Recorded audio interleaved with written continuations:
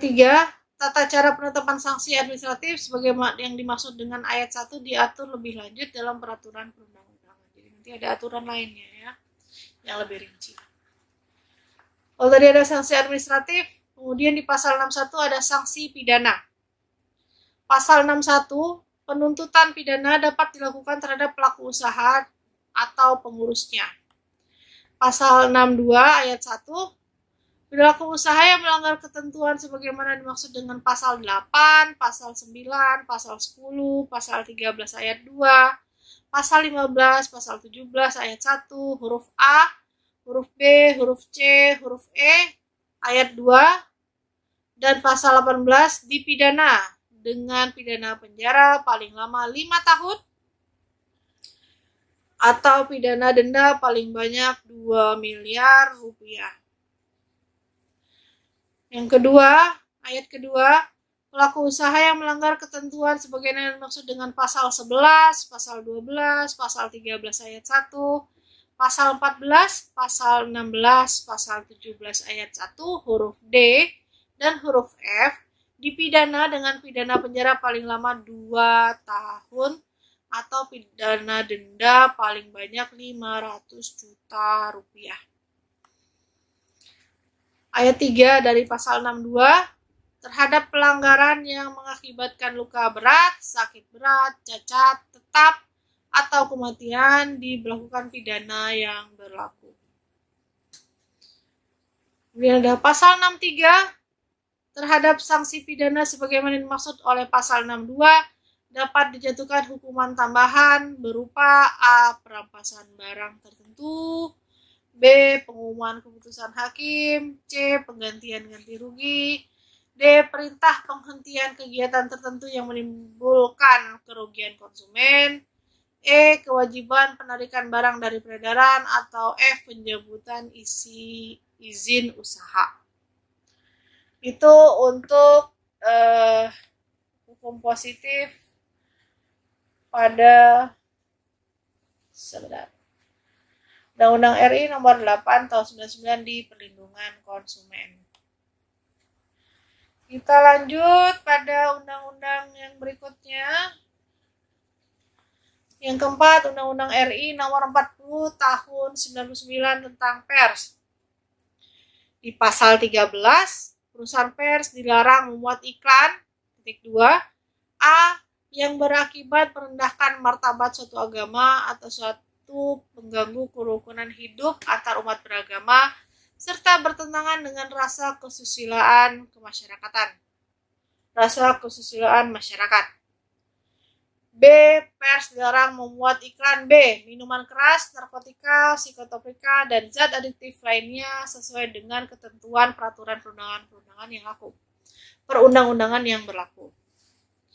Kemudian C. Perusahaan pers dilarang memuat iklan peragaan wujud rokok atau penggunaan rokok. Itu Undang-Undang RI nomor 40 tahun 99 tentang pers. Yang kelima, Undang-Undang RI nomor 32 tahun 2002 tentang penyiaran. Pada siaran iklan, pasal 46, ayat 1, siaran iklan terdiri atas siaran iklan niaga dan siaran iklan layanan masyarakat. Yang kedua, siaran iklan wajib mentaati asas, tujuan, fungsi, dan arah penyiaran sebagaimana yang dimaksud dalam pasal 2, pasal 3, pasal 4, dan pasal 5. Yang ketiga, siaran iklan niaga dilarang melakukan A. promosi yang berhubungan dengan ajaran suatu agama, ideologi, pribadi, atau kelompok yang menyinggung perasaan dan atau merendahkan martabat agama lain, ideologi lain, pribadi lain, atau kelompok lain. Jarang juga ya matanya. B. Promosi minuman keras atau sejenisnya atau bahan atau zat adiktif itu dilarang. C. Promosi rokok yang memperagakan wujud mengkonsumsi rokok. D. Hal-hal yang bertentangan dengan kesusilaan masyarakat dan nilai-nilai agama atau eksploitasi anak di bawah usia 18 tahun. Ayat 4, materi siaran iklan yang disiarkan melalui lembaga penyiaran wajib memenuhi persyaratan yang dikeluarkan oleh Komisi Penyiaran Indonesia (KPI). Siaran iklan niaga yang disiarkan menjadi tanggung jawab lembaga penyiaran. Ayat 5. Ayat 6, siaran iklan niaga yang disiarkan pada mata acara siaran anak-anak wajib mengikuti standar siaran untuk anak-anak. Biasanya ada logo BO, ya, bimbingan orang tua. Ayat ke-7, lembaga penyiaran wajib menyediakan waktu untuk siaran iklan layanan masyarakat. Jadi adanya spot khusus yang disediakan untuk iklan layanan masyarakat. 8, ayat 8, waktu siaran iklan niaga untuk lembaga penyiaran swasta sebanyak-banyaknya adalah 20%, sedangkan lembaga penyiaran publik paling banyak adalah 15% dari seluruh waktu siaran. Jadi iklan itu dalam suatu program TV, ya, hanya boleh 20%. Sisanya harus program-program yang ada di dalam stasiun TV tersebut. Ayat 9, waktu siaran iklan masyarakat untuk lembaga penyiaran swasta sekurang-kurangnya 10% dari siaran iklan niaga. Sedangkan lembaga penyiaran publik sekurang-kurangnya 30% dari siaran iklannya, waktu siarnya, ya. Kalau untuk iklan layanan masyarakat di perusahaan penyiaran swasta, TV swasta, atau radio swasta itu sekurang-kurangnya 10%. Tapi kalau iklan-iklan niaga di layanan radio publik, radio atau TV pemerintah hanya 30%.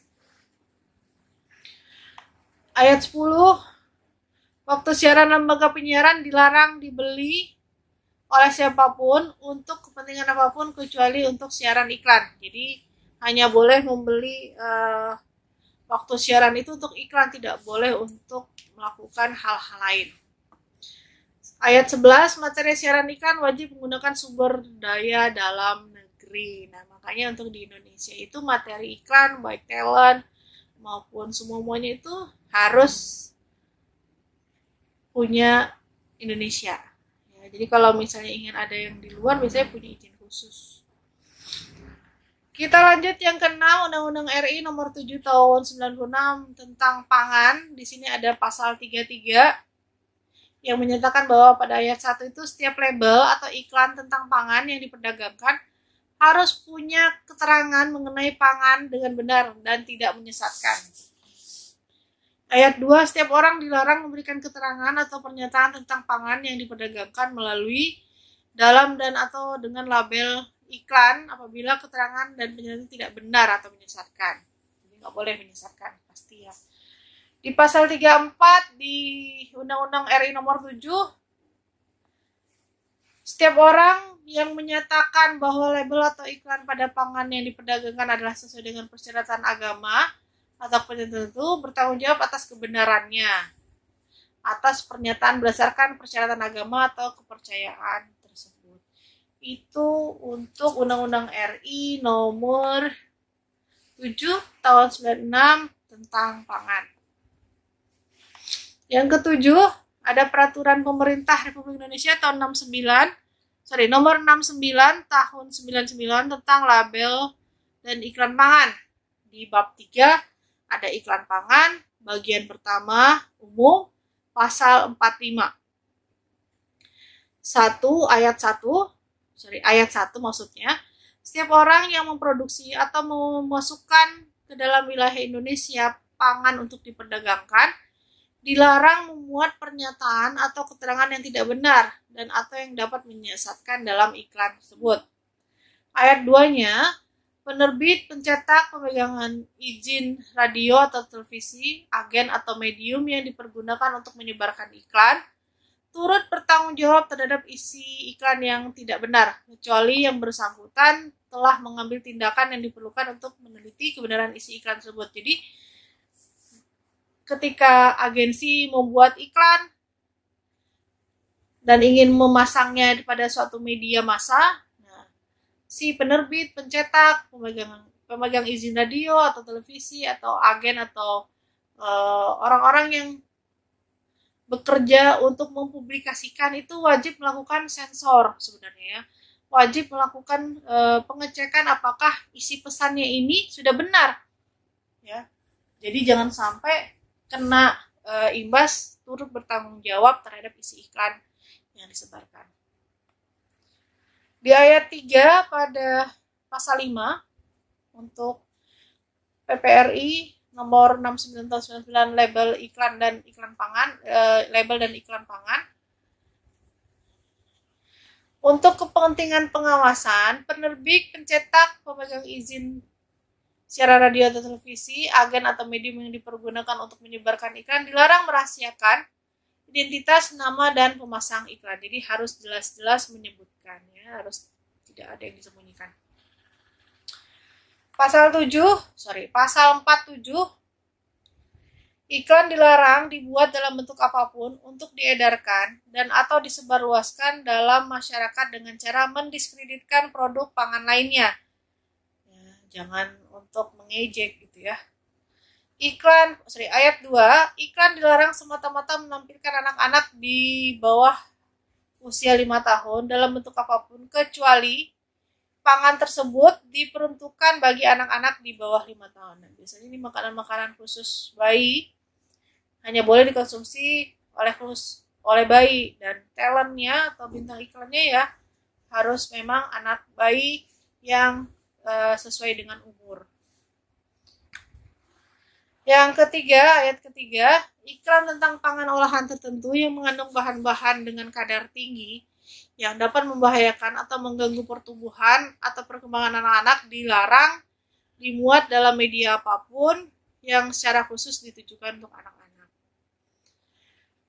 Ayat keempat, pasal 47, iklan tentang pangan yang diperuntukkan bagi bayi yang berusia sampai dengan 1 tahun dilarang dimuat di media massa kecuali dalam media massa cetak khusus tentang kesehatan setelah mendapat persetujuan dari Menteri Kesehatan, dan dalam iklan bersangkutan wajib memuat bahwa pangan yang bersangkutan bukan pengganti ASI. Ya. Jadi nggak boleh bilang bahwa susu ini itu adalah bisa menggantikan ASI, bisa menggantikan makan. Nah, itu salah ya, itu pasti kena nanti penarikan iklan. Kemudian bagian kedua dari PPRI nomor 69 tahun 99 tentang label dan iklan pangan adalah iklan pangan yang berkaitan dengan gizi dan kesehatan. Di sini ada pasal 48. Pernyataan dalam bentuk apapun tentang manfaat pangan bagi kesehatan yang dicantumkan pada iklan di media massa harus disertai dengan keterangan yang mendukung pernyataan itu pada iklan yang bersangkutan secara jelas sehingga mudah dipahami oleh masyarakat. Pasal 49 ayat 1, iklan dalam media massa yang menyatakan bahwa pangan tersebut adalah panganan yang diperuntukkan bagi orang yang menjalankan diet khusus wajib mencantumkan unsur-unsur dari pangan yang mendukung pernyataan tersebut.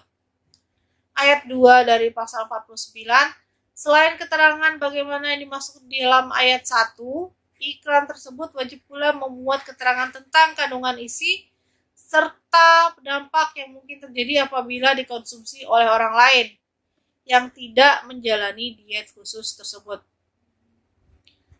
Lalu pasal 50, iklan dilarang memuat keterangan atau pernyataan bahwa pangan tersebut adalah sumber energi yang unggul dan bisa memberikan kekuatan. Nah, ini tidak boleh. Jadi kalau makan ini aja, saya kuat seharian.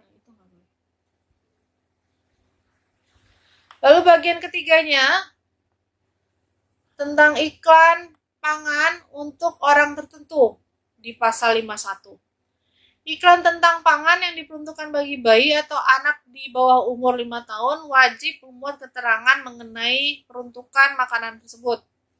Selain keterangan bagaimana yang dimaksud pada ayat 1, iklan yang dimaksud harus pula memuat peringatan mengenai dampak negatif pangan bagi kesehatan. Ini jarang dilakukan oleh produsen ya, atau dilakukan oleh agensi.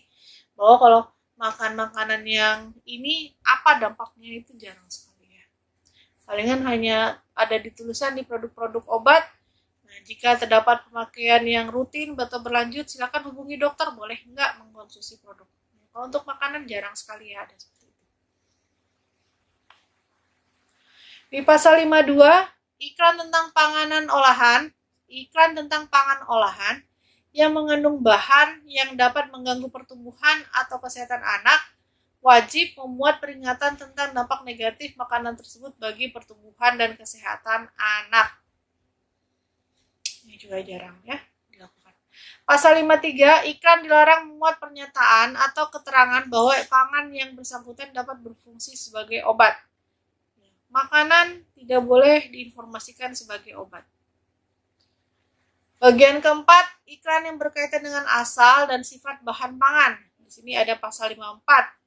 Iklan tentang pangan yang dibuat tanpa menggunakan atau hanya sebagian menggunakan bahan baku alamiah dilarang memuat pernyataan atau keterangan bahwa pangannya itu adalah alami. Hati-hati. Pasal 55, iklan tentang pangan yang dibuat dari bahan setengah jadi atau bahan jadi dilarang memuat pernyataan atau keterangan bahwa pangan tersebut dibuat dari bahan yang segar. Halo, ya. Pasal 56, iklan yang memuat pernyataan atau keterangan bahwa pangan telah diperkaya dengan vitamin, mineral, zat penambahan gizi lainnya tidak dilarang sepanjang hal tersebut benar pada saat pengolahan makanan. Jadi bisa mengandung bahan ini, asalkan itu disebutkan dalam saat pengolahan makanan. Kemudian ada pasal 57, pangan yang dibuat atau berasal dari bahan alami tertentu hanya dapat dilakukan sebagai berasal dari bahan baku alamiah apabila pangan tersebut mengandung bahan alamiah yang bersangkutan tidak kurang dari persyaratan minimal yang ditetapkan oleh standar nasional Indonesia. Jadi kalau memang ada peruntukan bahwa ini menggunakan bahan yang alami, ya bagaimana? Sesuai dengan standar SNI atau tidak? Kan tadi kalau bahan setengah jadi nggak boleh ngaku-ngaku sebagai bahan yang segar. Ya, bahan yang mengandung zat-zat tertentu tidak bisa menyebutkan bahwa dia adalah diklaim menggunakan bahan yang alami. Gitu. Bagian kelima, iklan tentang minuman beralkohol di pasal 58. Ayat 1, setiap orang dilarang mengiklankan produk alkohol dalam media massa apapun. Sudah. Tidak boleh beriklan minuman beralkohol di media massa apapun. Yang ayat kedua, minuman beralkohol sebagaimana dimaksud dengan ayat 1 adalah minuman berkadar etanol C2H5OH lebih dari atau sama dengan 1% per 100. Jadi kalau misalnya ingin beriklan tentang produk beralkohol hanya boleh 1%. Nah, tapi kan sudah ada di ayat 1 bahwa dilarang, ya, mau media apapun itu dilarang. Oke, itu dia pertemuan 12 tentang aturan-aturan pemerintah yang ada kaitannya dengan perikanan atau hukum positif di Indonesia. Mudah-mudahan bisa dimengerti ya, karena ini harus dibaca berulang-ulang. Namanya juga hukum positif, bahasanya juga bahasa hukum, bukan bahasa awam. Oke. Nah, masih ada aja nih ya yang belum subscribe. Diklik ya. Diklik subscribe-nya biar tahu kalau saya punya video terbaru. Nah, kemudian juga komen ya, barangkali ada perkataan-perkataan yang salah, jadi kalian bisa melakukan kritik dari komen. Kemudian juga jangan lupa di like ya. Biar saya semangat bikin video pembelajaran sampai akhir. Oke, sampai ketemu pada video pembelajaran berikutnya. Saya Dina Andriana pamit. Assalamualaikum warahmatullahi wabarakatuh.